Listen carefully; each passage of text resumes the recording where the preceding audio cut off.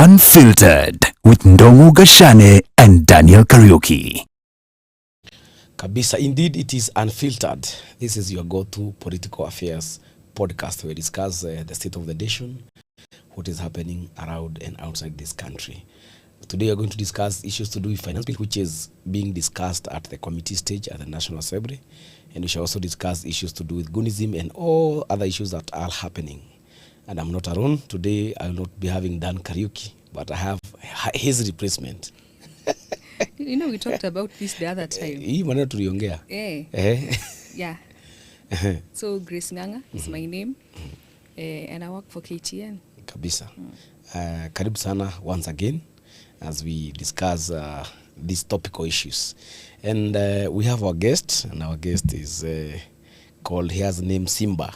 He tell us more about Simba and also tell us what Amolo, whether Amolo has in relationship to the Raila Odinga, who was also Raila Amolo Odinga, the former ODM party leader. But we have Amolo. Simba, welcome. Thank you so much. Probably you can tell us who you are and a brief introduction. Okay, my name is Amolo Simba, an advocate of the High Court, also governance and public policy expert, and here to discuss with you the current affairs. Thank you. Most welcome. Na hii budget inasomwa leo, ini finance bill inasomwa leo. I think today is going to be its final, the final stages is today, because once it is introduced as to the National Assembly committee stage, it is called the committee of the whole house. Then the speaker will read it as the report of the committee of the whole house. Then they pass. It's either they pass or they reject, of course with amendments. So have you read the finance bill, and what do you think about it? I've read the finance bill. In my view, there are no significant changes that affect the day-to-day life of the Wananchi. Of course, there are a few changes on a bit of tax administration and a bit on some goods that were made now exempt instead of zero-rated. But in terms of overally, in terms of the core matters that affect the day-to-day life of the ordinary citizen, there is no significant changes here. You have talked about some of the proposals are zero rating and exemptions. What's the difference between zero rating and tax exemptions? Okay, so basically, if you look at if something is zero rated, it means you are charged zero VAT. So that means that if today, like I'm selling bread at 100 shilling and I charge you zero VAT, then, but in terms of the input into the like the production, I can deduct it in terms of when I'm claiming in terms of the returns. Yes, so the VAT, whatever my VAT returns, I'll be able to deduct what I put into whatever VAT I paid in the production. But when it is exempt, it means also still the same thing. We are not charging you any VAT, but it means also on the input, I cannot claim. So if you look at it from a business perspective, it would affect. Like in terms of the cost of the production, yes, because I cannot claim the input VAT. Gashane, I think what we should note is that the Gen Z anniversary is next week on Thursday, which was the day that the finance bill was actually being, the 2024 finance bill was being read. Now we are doing this a little bit earlier. You know, maybe it's because they are trying to foresee what will happen next week. Is it a coincidence that we are opting to finalize this finance bill now, and it's taken to the president for assent? There is shy away from the finance bill.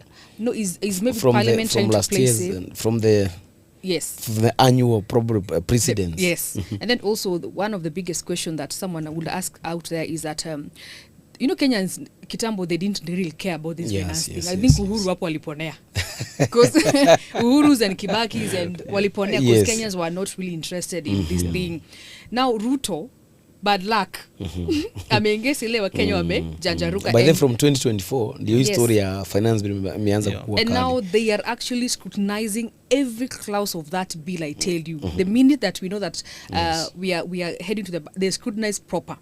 Now my question, because ilikuwa are there any lessons that we learned in 2024 in terms of the clauses, in terms of the proposals in a finance bill that we are still implementing in this current bill? I think that majorly, if you look at 2024 finance bill, it was quite radical in terms of the proposals. Some many of them which were going to affect the day-to-day lives of the ordinary people, and that's why there was widespread opposition, whether from the ordinary people, the various stakeholders, businessmen opposing it. And I think going forward, whether you look at the 2025 finance bill and the 2026 finance bill, the government has been quite cautious not to introduce radical tax changes that would affect the lives of the people. I think that also if you look at the 2024 one, you have to look at it also in context. When the government came in place in after election in 2022, their finance bill was in 2023, and that's when they introduced the housing levy. Also NHIF and NSF had gone up. Then now the following year, you increase taxes. People are bound to oppose it. So I think that at that time, it was an unwise decision in terms of the proposal that they introduced. Going forward, I don't think there's any other government who would try doing the same thing that like in 2024 in terms of radical changes, because right now people are more keen, people would scrutinize everything. In terms of public participation, there's always been public participation, various stakeholders giving their views on this and this. I think in 2024 you had especially those radical tax proposals, many of the stakeholders were against it, but the government still was forcefully proceeding with them. So I think that's why that's what led to the backlash. Currently, there isn't much like in terms of backlash, because there isn't much changes in terms of the like what in terms of tax increases that would affect the day-to-day life of the people. Oh, nice. But in what most Kenyans and also stakeholders were arguing is that there's some things that they proposed during the public participation exercise and they were not fulfilled, right? Now let us talk about that particular exercise, the public participation exercise. Is it an exercise that is usually thorough, and are our views real, or is this just an a process? A process, so that when you go to court, they will say yes, we conducted public participation, but are the views normally really integrated into such proposals? Okay, basically, the requirement for public participation exercise, it needs not to be illusory. There needs to be like it should not just be for cosmetic purposes. So the various like government entity, with parliament in this case, is required to take into account the views of the various stakeholders. That's why at any time when we have legislation, we have stakeholders coming in place, giving their views, how whatever proposal would affect them and affect the country generally. I think that there are various proposals that were given, including with respect to mobile phones, all this. I think the taxation on the mobile phone. The Finance Committee shared its report, yet to fully go into full detail. The report was released yesterday, I think. So which today is, I think, being debated. So the report, some of the things have been captured, some of the things they've rejected, based on like whatever reason that they give. But do you see that this bill is like you have given it a clean bill of health? We have some leaders, especially the opposition leaders, who talk about what you have just alluded to, the mobile phone services taxation. We have the Mituba taxation. We have the green mobility. What is it called? Green mobility, yes, taxes, and the rental income taxes. And to that extent, we have even seen some of the organizations, such as the COFEC, go to court to challenge some of these provisions. And we also saw yesterday what happened in the National Assembly. The MPs almost fought as they tried to, ask their counterparts to stop pushing these proposals into the bill. But you give it a clean bill of health. Okay. How about it? I think that I would not use the term clean bill of health because anyway, being I don't want to speak on behalf of the government or speak on behalf of anybody. in terms of just my analysis, independent analysis, in terms of whether how they would affect the day-to-day life of the people. For Mitumba, I think that there are some things which I've heard them being said. I don't want to get into the politics of it because, that's for the politicians. But in terms of, you asked me on Mitumba, I think that there was some MP who mentioned it. If you read the bill, in terms of the Mitumba has been zero rated. Initially, it was subject to VAT. It has been zero rated. That means the zero rating, save for at the import stage, it means that basically, when somebody's selling Mitumba, they would not charge you VAT. But the fact that it remains at the importation stage, meaning at the point whereby when you import goods, there are always various taxes that are charged into the custom duty, all that, including VAT, that will be charged. So that one, they pay it at the time that the importation, which they've been paying it. So currently, in terms of a cost of Mitumba increasing, I don't think so, because there's no increase in tax that would pay. Somebody who goes to Gikomba, I don't see how the whatever the item that they're buying would go high. In terms of the mobile phones, there was previously the VAT at 16%, which has now been made exempt, meaning there's no VAT on that. But the excise duty has been increased from 10% to 25%. So at the point of activation, there are arguments that it would increase the cost of phone. In terms of looking at it, if they are able to eliminate the VAT on where it becomes exempt, even though the excise duty has been increased, probably even if there's an increase, I don't think there would be much increase.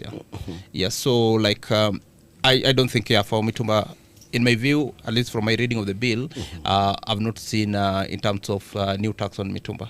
Okay. What about this proposal by the National Treasury? But the committee seems to have yielded to that proposal that KRA is allowed to assess whether we get some money through other ways, especially through the M-Pesa and other digital services. And don't you think this is infringement of data? You see, are they supposed to have access to my phone and all these other gadgets just to know whether we pay taxes? What do you think about that proposal? Actually, on that, on the tougher tax compliance, it says that KRA will gain stronger compliance and reporting mechanisms, including tighter reporting requirements and expand audit powers in some areas. Yes. When they talk about expanding some audit powers in the areas, and my phone, that's my personal data.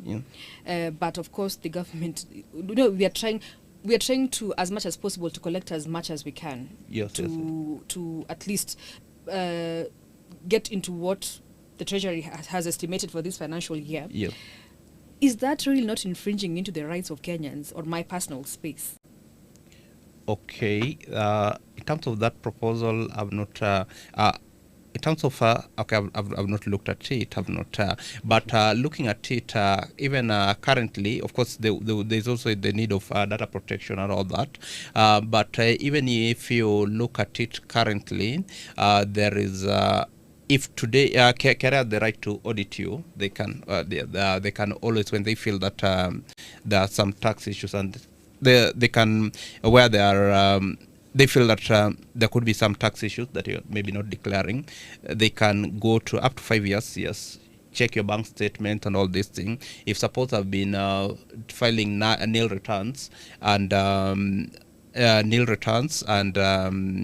what's called, and KRA comes and audits and finds that every month there's some 1 million coming into my account. Unless I explain the source of that, they can deem it as income. So that's something that has always existed. In terms of, I don't know whether there's proposals in terms of that would lead to more, in terms of more enforcement measures. I know that one of the proposals was that when where you have a tax dispute and you have appealed, KRA would require you to pay the tax even though the matter is still pending appeal. Yeah, that would and be something. The disputed. The disputed. So you are supposed to pay even if there is a dispute. Okay, so I think one of the proposals, like whereby it is you've appealed against it, and required. I think there was some proposal on that. Just I have to just confirm exactly how it was, and I think that's one of the things that. At the committee stage, it was there were some recommendations against it. I don't know how the committee has the recommendations that they've given. Also, the other thing that so that would be a major concern. But looking at it in terms of whether the mobile phone, and also right now there's probably if you're filing your tax returns right now, you notice that it has been pre-populated for you, based on what and some of the things, income that is being filed. I think one of the recommendations by the stakeholders was that there needs to be you having the room for amendments, like in terms of whether KRA not just, because it could be that yes, it's some money that you earned, but there could be other expenses. So in terms of the amendments, so I think that was one of the proposals. I don't know how the committee, the final position that the committee has given on that. So Grace, you have covered Bunge for quite a time. So if these proposals by this committee does not sail through, does it mean we're going to have the original proposals by the National Treasury being now subjected to passage to Bunge? No, what happens, because now they are the committee of the whole and they're going clause by clause, and in case there's any, that's why we cannot really dwell deep into this bill yet, because maybe some changes are actually happening, because since morning that's what I've been deliberating on. We're just talking about on the face value, but maybe things may change. Some proposals may come forth, others may go as is.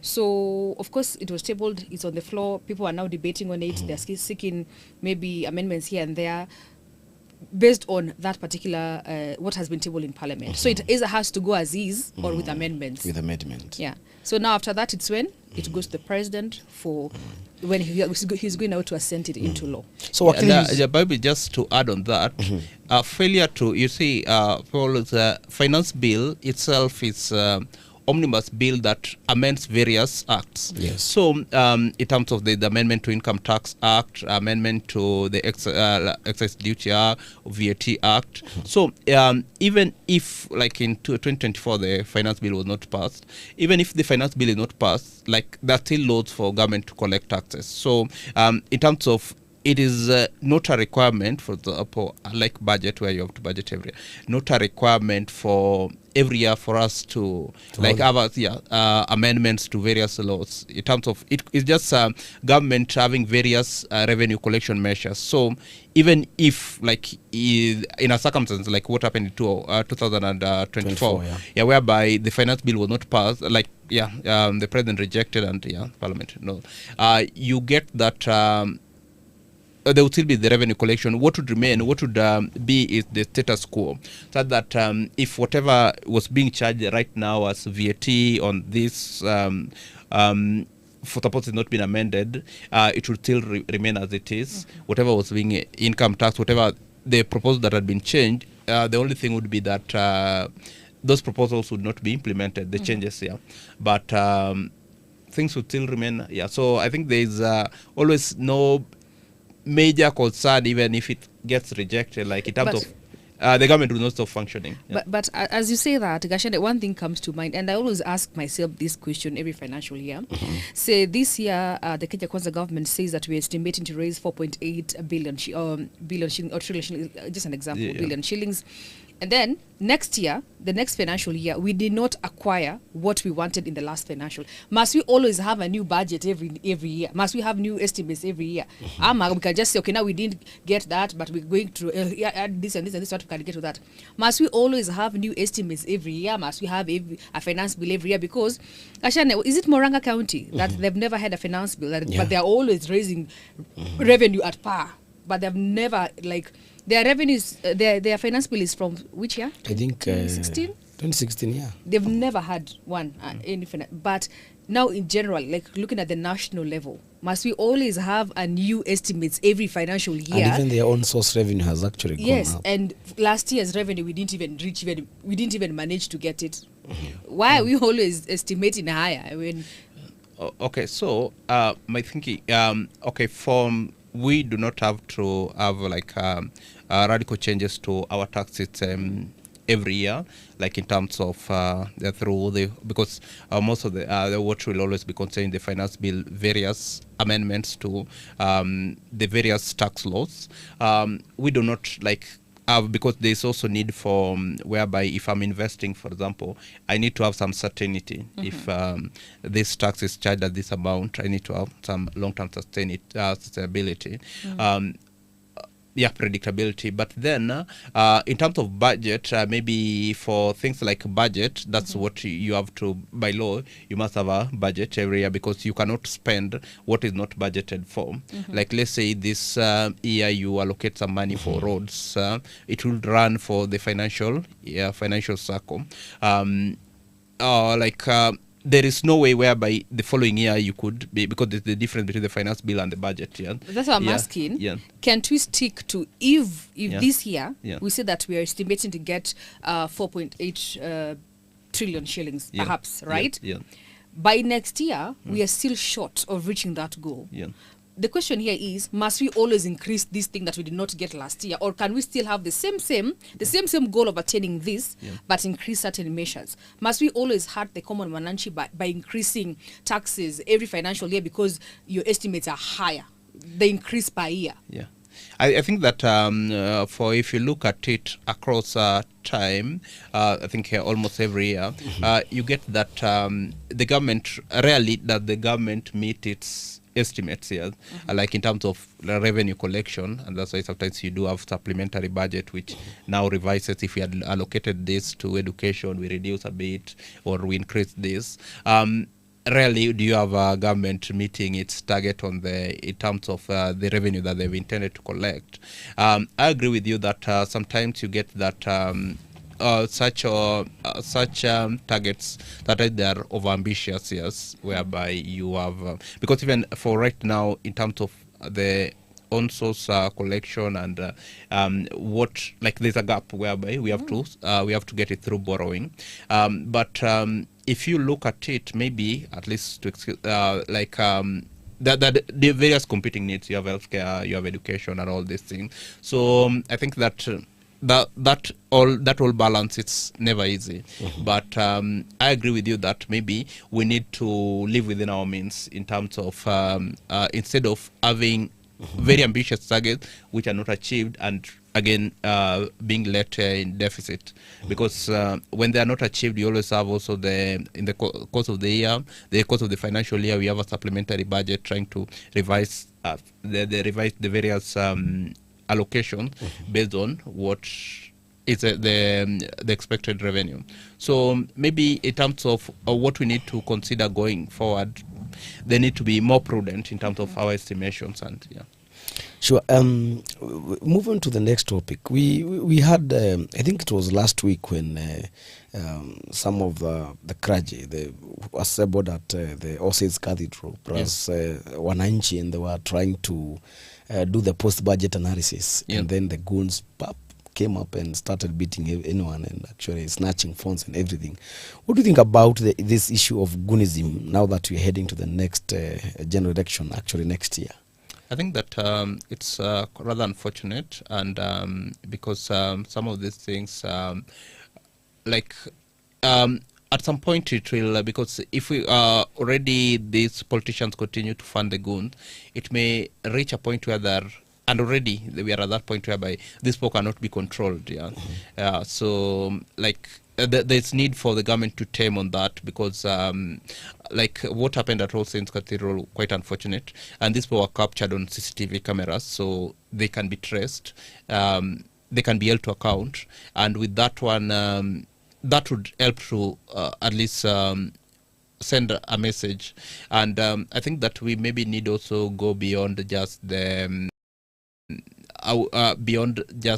actual goons who are caught, but also their financials. By holding them accountable, we would prevent such cases, because we have had lives being lost, people being injured, and nobody should be injured just for exercising their democratic rights. First of all, I covered that event. Oh, you were there. I was there. You were not giving us your experience, Bwana. Get ready. Now, the fact that you're saying that the government should tame, that is where my question comes in, right? First of all, it is really sad that they're attacking churches, because in my head I'm like, if they have the guts to attack a church, where else can they attack, right? I managed to cover that event, and one of the goons was arrested, and I was there when we were trying to question him, like, why come to a church? Who sent you? As much as you're saying that the government should try and tame, and these goons are saying we have been sent by government representatives. Which government are we talking about to tame these particular goons? Yet they are the ones who are they are the financiers of these goons. So which government are we talking about that they are going to help tame this thing as we head to next year? Yeah. Yes, I think that it's a problem, because I think that, like for the All Saints, there are those allegations that these are allied to the allied to the government, probably some government figures, and probably that's why they are yet to be like a number of them are yet to be arrested. So we have a problem. You see, some of these things where you keep feeding the ogre, thinking that it will not eat you, then it will reach a point whereby this government, people who are funding, they will also be victims here, because today you're in power, tomorrow you are out of power. Or some of these people, like, they go rogue, because if they're used to the handouts and tomorrow you don't give them handouts, they'll descend on you, even for you with funding. I think there needs to be accountability. Part of the thing that the constitution, the current constitution introduced was the independence of the police, whereby the Inspector General is not supposed to take orders from anybody. Only the Director of Public Prosecution can direct them in terms of investigation. But we still don't have, while the law provides for independence of the police, we still don't have that independence in actual sense. Because I can assure you, if you're a goon and you anti-government, you go and disrupt a government function, you'll be arrested. They'll deal with you. And charged. Yes. But if you are pro-government, you may not, you may get away with it. Yeah. So it's safe to say that now the police are the problem. The National Police Service of Kenya is the problem, because like we saw during the 24-25 protests, shooting at Kenyans, trying to protect goons. There are reports that they were trying to protect goons. There are reports that, they were actually on the side of the Goonism. That is when now we bring in the question of which government are we talking about that is good. If the police, right, if the police can help this other side, and we are heading to a very critical stage. We're heading to a very crucial political stage next year. Where are we even safe as Kenyans? Where can we even run to, even in holy places like the church? Because I was there, it was a very peaceful event.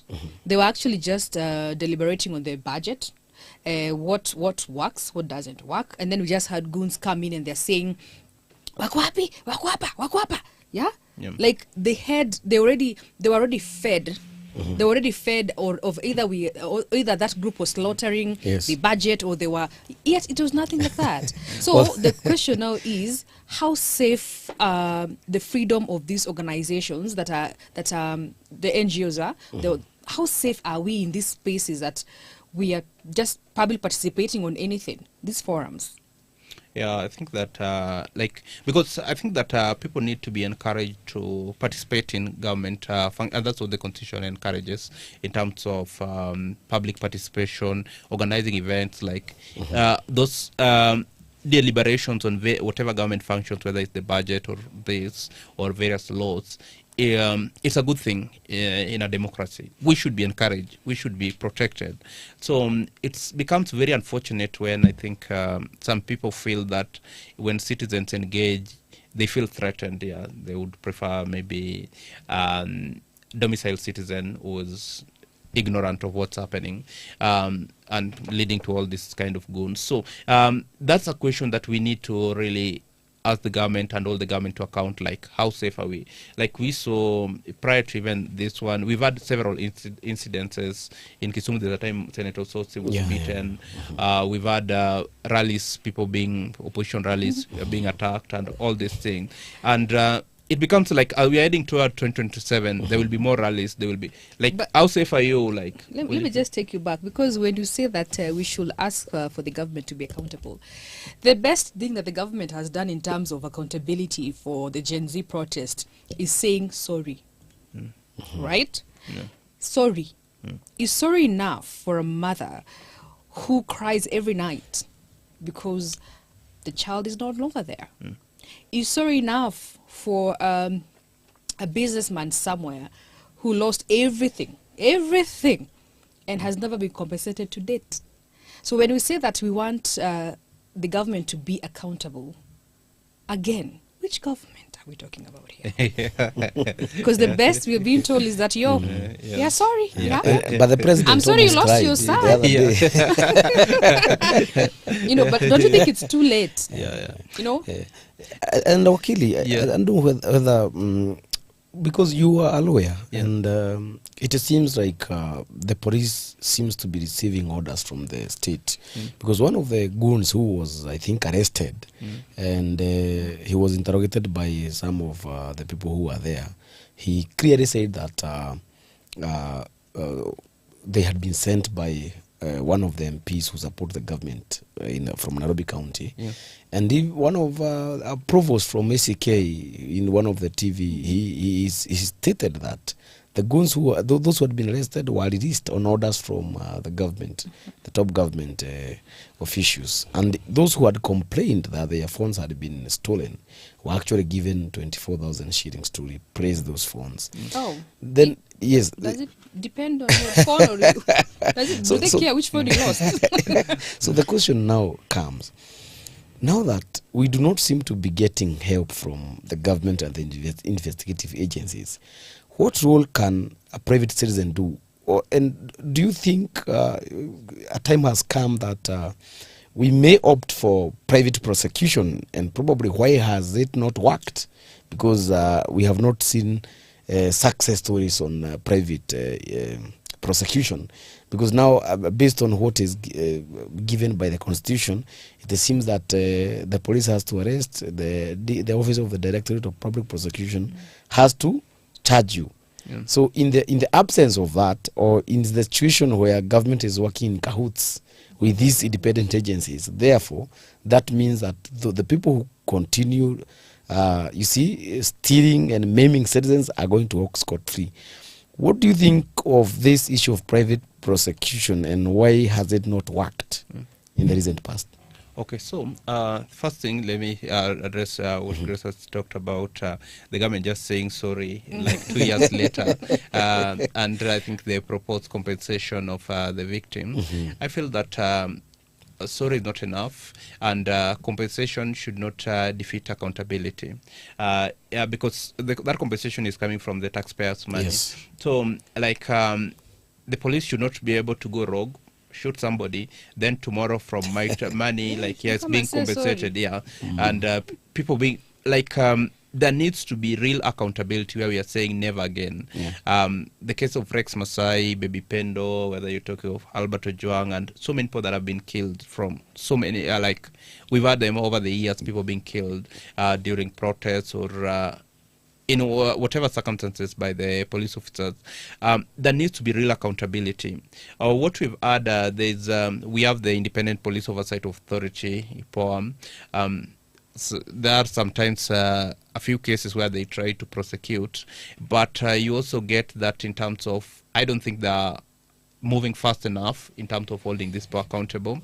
I think that the police, because some of the evidence always you require from the very police who, again, engage in this in terms of getting the evidence, even as IPOA tries to get the various evidence, there's always the frustration in terms of from the top police in terms of, because even police are the independent, the internal investigative unit, we should be able to, where there's misuse of firearm, whatever, like, they should be able to determine, like, what did this police officer do.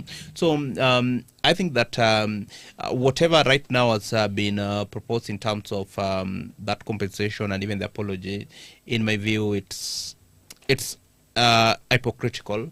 It does not address the concerns, because it does not, there's no assurance that real reforms are being undertaken to ensure that such do not happen again. Yes, and the other thing which you are talking about regarding in terms of private prosecution, yes, the law allows for private prosecution, though it's a whole process, because you have to show that you've tried to engage the DPP and they have not engaged in prosecution. Sometimes what has happened, and LSK has really tried to, in terms of holding the government accountable, done quite a good job in terms of, like, there's a time when there were, I think some abductions. I think last year there were quite a number of abductions, and whereby we would going to court and seeking the order of mandamus, the production of these people.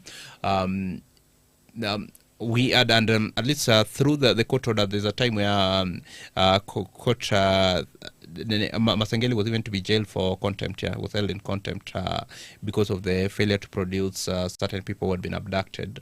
I think such methods, they work, but we may need to move beyond that in terms of whereby, because as a private citizen, or let's say just NGO, you may not be able to, in terms of, have the resources to find which police officer engaged in this, but until because the ultimate authority rests with the command, that's the Inspector General.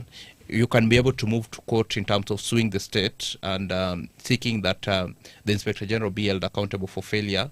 Yeah, the act of or commission or omission in ensuring that the junior officers don't engage in some of these activities. Yeah, I think there needs to be more aggressive push in terms of that, and through that, if they are held personally liable, maybe that would, yeah, if because I think there was the issue even for Baby Pendo and the inquisition in Baby Pendo case. There was the court even able to come with that issue of commander structure, that command responsibility. Yes. So that if today let's say there is a protest here, and the regional officer in charge of Nairobi is the one who is leading the police officers, they can be able to be held liable for, because really I may not be able to identify the police officer who did this, but it is up to them. You can be able to, the courts can hold them liable because they were the one in charge of whatever whatever the event that was happening. Yeah. But Gashane, I think earlier when we were talking about the finance bill, I talked about the timing. And I'm still going to talk about the timing of this compensation because the president, yes, I mean, some of the survivors, they had said that they were supposed to be compensated by the 1st of this month of June. It did not happen. But now the president,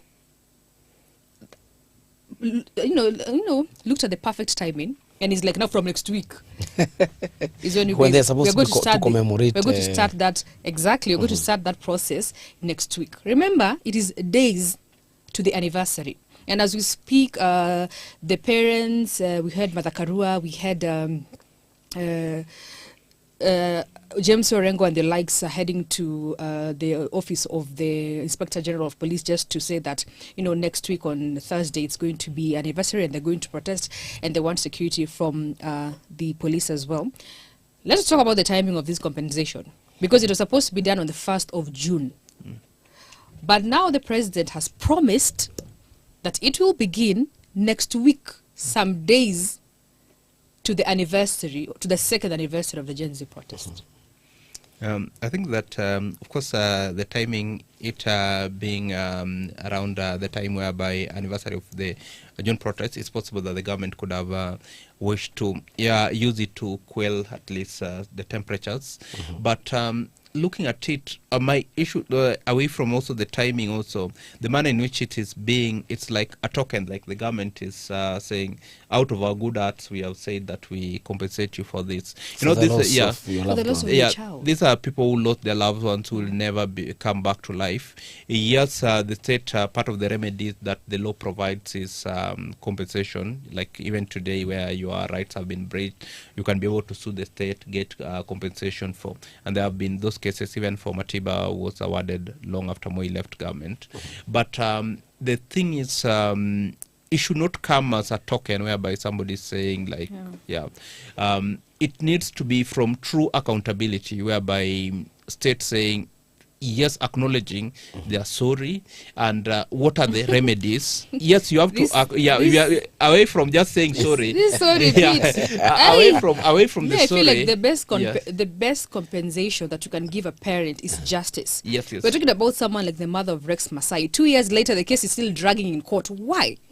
Then they come and say they cannot substantiate the shooter of yeah, the cause of the IPO, I saw them. I feel like no money is juicy. enough. No money is enough for you to compensate my child. That is the best compensation that the government can give these families is justice. I agree with you. Not sorry. Yes. You cannot say sorry 1 week towards the anniversary. Why did you say sorry? The first day my son was shot, and I was crying, and I was in all new media outlets, and I'm saying that I've lost my child. I need justice. 2 years later, a week to the anniversary is when you say that you're sorry. Yes, Please, I think justice. what Grace is talking about, when there were protests in 2024, the president came out gun blazing and even said that he actually described those people as treasoners. He said they are committing acts of treason. I think everybody saw him, saw the president say those words. And way later, he actually issued a shoot on the leg orders. And now we are seeing another very timid and very remorseful president who almost want to cry, saying that nobody should lose a child. 1 week now to the commemoration of the Gen Z who lost their lives. So do you read Maris, or I think Grace wants to understand, is it Maris or is just political gimmicks?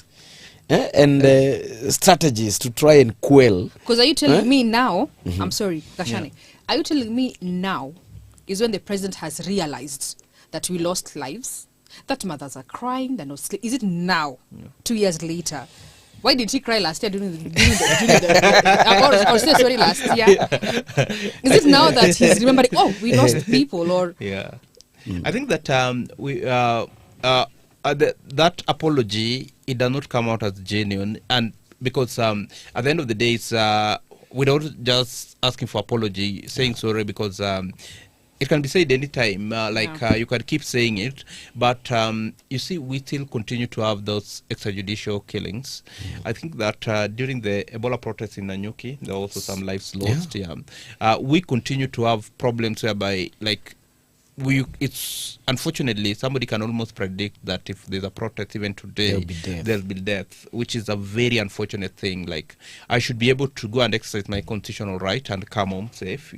If there are people who engage in criminality, they should be able to be arrested and be held account. But then we rarely see this, those who disrupt the protest, because even during the Gen Z protests, you had protesters being attacked by some goons. These are protesters. You are protesting against, you are exercising your right, and then some goons, maybe pro-government, coming to attack you. Those goons to date, they are yet to be held accountable. But then the protesters who are exercising their rights, losing their lives or being beaten, some left with marks. So, there needs to be that genuine accountability. Because for, let's say, Rex Masai, the killer, we know that it's the police officer who shot. It is the police have the resources. Today, when they want to investigate something, we saw for when Ongondowere lost his life, the MP for Kasipul, they had all the CCTV cameras showing how the various the movement and all these things. But then somehow, when you get shot by the police, they don't know you. Yeah, the CCTV cameras don't work. You're not the one. You don't get this yet. There are other times whereby when the government wants to go after you, the CCTV camera. We actually saw Mukomen say that. Anajua unalala wapi, unalala na nani, na hata vile ile unalala anajua. But that is when a government officer or an MP is. You look at the guns, the bullets, they have serial numbers. So you can be able to who the officer was given this. I think that if the government is keen on in terms of holding the officers accountable, because you know that these officers are the ones who are deployed to this place, these ones who are given this gun. I think it's a investigation that can be done within a day. Like you can be able to find, in terms of finding who the officer responsible. For me, Gashane, the biggest compensation that the president can give is to undo his words and say, stop killing our children. Like, no more killing. You know, he had already given an order. So Shoot he on now the leg. to No, he needs to rescind and tell.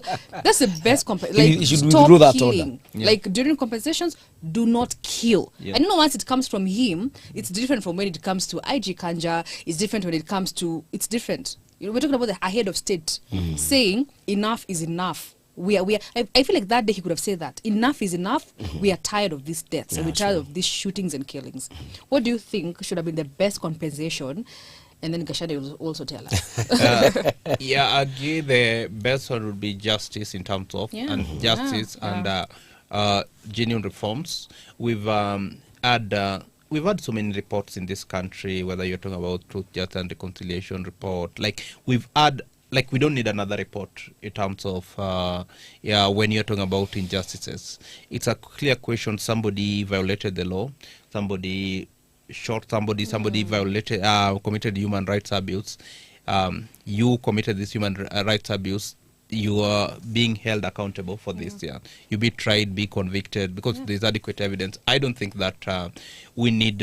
If you kill somebody, like somebody has been killed, like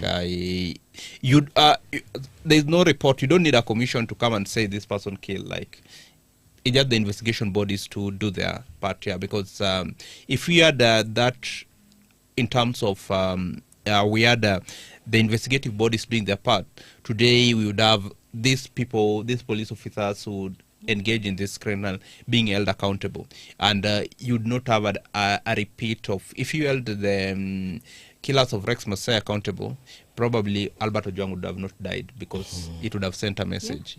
Sure.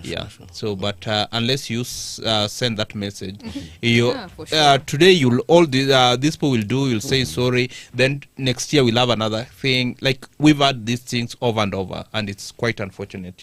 I think that we cannot take human life casually. Like it's because for the family that have lost their loved ones, it's not statistics. It's not like 1,000 people died or 200 people died. For them, it's that one person. Even if it's only one person who's been killed, like it's a family that has lost this life that has been lost. So, for in terms of human life, can never be reduced to statistics. That's true. I think there should be no compensation without justice. I agree, because it seems like government is going to kill and then pay. And if the president's machozi yake, if they are genuine, we could not be seeing a repeat of those killings. Case in point in Nanyuki, during all the other protests, people must die. So I think, as you rightly put it, justice should be seen working, especially the National Police Service understands who they have deployed to certain areas. They should make arrests. As you say, I saw during the inquest for Rex Masai, there were some CCTV cameras that captured this police officer shooting. But when an officer from Independent Police Oversight Authority came to the court, he said they did not even ask for the CCTVs from the nearby buildings. And these are some of the acts that are defeating justice. So other than the compensation of between 50,000 to 2 million, no life is even worth 1 billion. So I think the president should walk the talk, probably issue a public and formal apology, and then order for arrest and prosecution of all the police officers, and then make a commitment to Kenyans that enough is enough. Enough is enough. In the coming upcoming protest for commemoration of these Gen Zs, and even probably after the 2027 general election, because that is when protests usually happen. They should make a commitment that no other Kenyan is going to die because of exercising their democratic right of agitating for their human rights. I agree with you completely. It should never be a situation of people losing their lives, and some of these things, they're rights that are already provided for in the Constitution, which they're not a gift by anybody. Do you think these Gen Zs will come out in large numbers now that senior was next week. Thursday. Do you think they come in large numbers, or they have been persuaded by this? Is the wave still waving? Well, I don't know, but it's their constitutional right to, in terms of people can, to protest, raising the grievances that they have.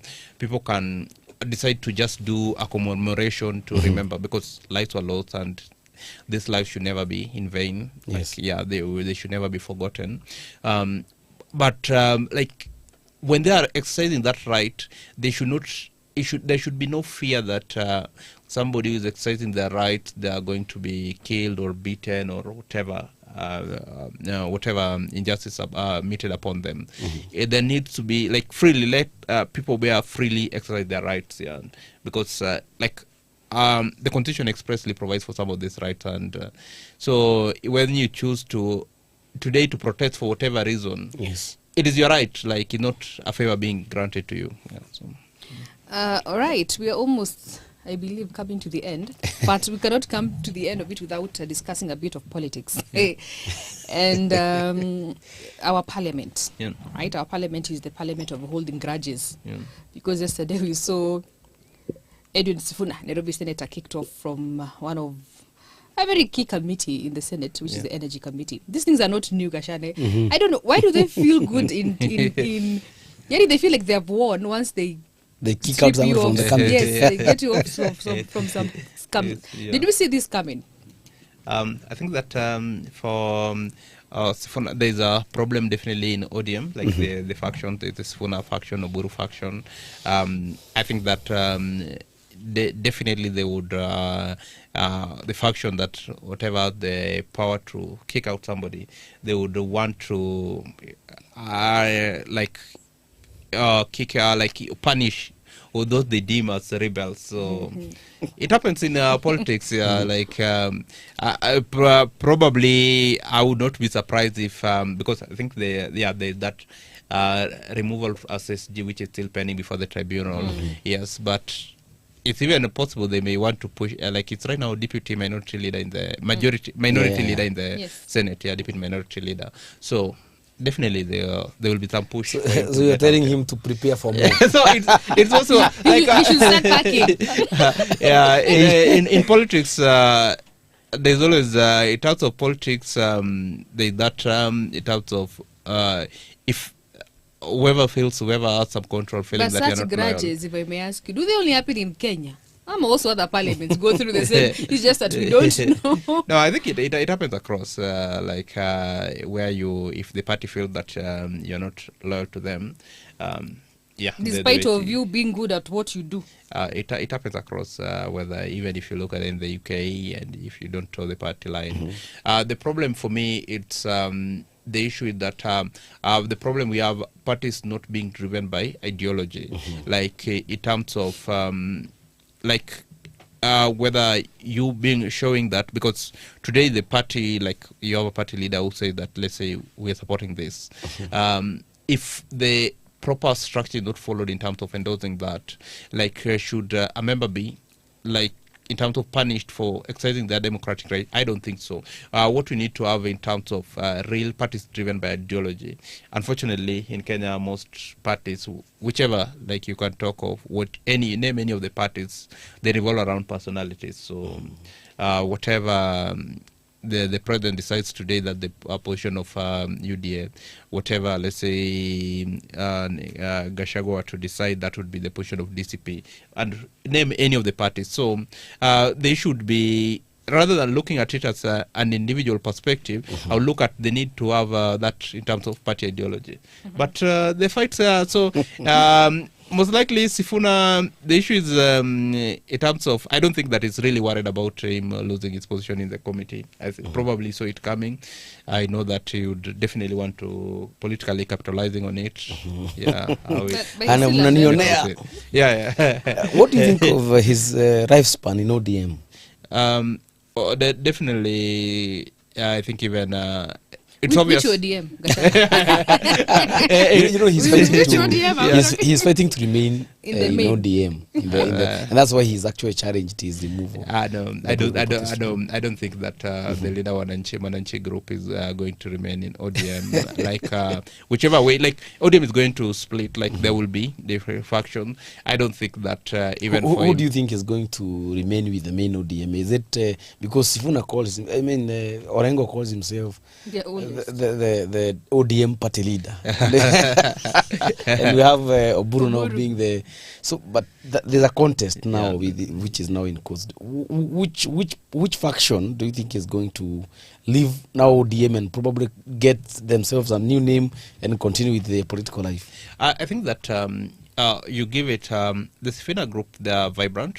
They have the energy. They have they are able to attract the youth, a good number of the youth. They are going to be a force in this election. They are going to be a force even things going forward. There are a huge number of supporters who are even traditionally Baba supporters that they'll be able to get. Of course, definitely the Oburu wing, they'll also not remain empty-handed. Definitely they'll also have some supporters here and there. But for me, I think that it's going to be a real split. Post 2027, ODM won't be the way it was. It may be. It's going to be a shadow of its former self. It's just like, let's say, the Jubilee that we had in Jubilee that we had in 2017 and Jubilee of right now. A bit of like, it's not as powerful as it is. Like a bit, or even KANU right now. So ODM. It will remain in name. My prediction is that the office, the Chungwa House, will still be occupied by the Bura Dinga team. And Sifuna is not going to occupy Chungwa House. But he's probably going to have another office. Another office. But in terms of supporters, he's going to live with some supporters. So supporters wa Baba, youth supporters. Alafu sasa hiyo wing yote apeleke kwa opposition. What do you think? So watabaki na nani? I think that he'll leave. He'll go with a good number of support. Like he'll go with some supporters. A good, which will not be a small number. But there also like for me, if you like in the ground also like let's say in the more rural places. Rural places of like, what regions? Like let's say if you are to look for at the Luo Nyanza region, I think that the Oburu team still out some support. They like, let's say in Nairobi they may not have much support, but a bit on the let's say if you are to go to Luo Nyanza on the ground, it will be split. Of course, definitely the Babu Sifuna team will have some people, but the Oburu team also won't be empty-handed. They'll have at least some supporters. I don't think that for 2027, let's say Oburu team would be without MPs. They're going to win some a bit. So but the ODM will not be as strong as it was. Do you think Ruto should be worried then, because if he is counting on banking and on Baba's support, ODM was a national party, but now you have talked about Luo Nyanza. That is about basically four counties. Western seems to be leaning on Sifuna, while the other side seems to be leaning towards the United Alternative Government. Look at the coast. You see, Kalonzo seems to have some support, and probably Sifuna due to the youth factor. So what do you think? Ruto anafaa kupata mshangao? Still on that bit, Sifuna, some few days ago, alisema this is the first time that he saw ODM being like supporters of ODM being paid to come in Kisumu now. He said that was the first time it has been witnessed that they were being offered money by the Linda ground to attend their rally. The first of its kind, because that is a bedroom of ODM, that was the bedroom of Baba. I think that the truth of the matter is that the Linda ground team, which even though they would definitely retain the ODM structures, I don't think that they would. And that was so obvious, like for anyone to say, they would command the kind of following that Baba was following. You see, Baba could go anywhere without requiring to even mobilizing. Like today, he can show up on Mombasa Road and the crazy crowd, and you'll be wondering where these people have come from. So it should be like, in terms of, for me, ODM would the ODM like would have a lower bargaining power in 2027, even if they are going to negotiations with Ruto. They would because at the end of the day, politics is all about numbers and what you bring to the table. So during Baba's time, you see Baba commanded, he had a whole command base. So whatever he demanded, he would be able to get because he could negotiate from a point of strength. ODM, I don't see them negotiating from a point of strength. If I were them, I would focus on terms of building the base so that by the time you go to the negotiating table, you go with strength. Because if you go, even if you want to demand deputy president position, the question you will be asked is, what are you bringing to the table? So a bit of that challenge. The Sifuna team also, they are, I think, quite vibrant. If they they continue with the same spirit, I think that they'll definitely have whatever team they negotiate with. Yeah, because they are most likely they negotiate with the United Alternative Government, their team. At least the fact that they are bringing something to the table, they are most likely to have a huge stake in the negotiation. Yeah. Wow. What a show. We have actually gone for 1 hour and some minutes. Yeah. And our time is up. You can give us your parting shot. Thank you so much for the invite, and I'm glad to have been in the show. Yeah. And of course, we're going to invite you some other time. Thank you so much. Karibu sana. Grace. Mine, it's same old. To the great one, great insights there. Gashane. Karaoke endelee tukua live. Tutaongea na mashari hiyo maneno tupa. Yeah, but it's always a blast. Yeah, asante sana for coming. It was a wonderful show. Until next Thursday, I am Ndungu Gachane. Thank you so much.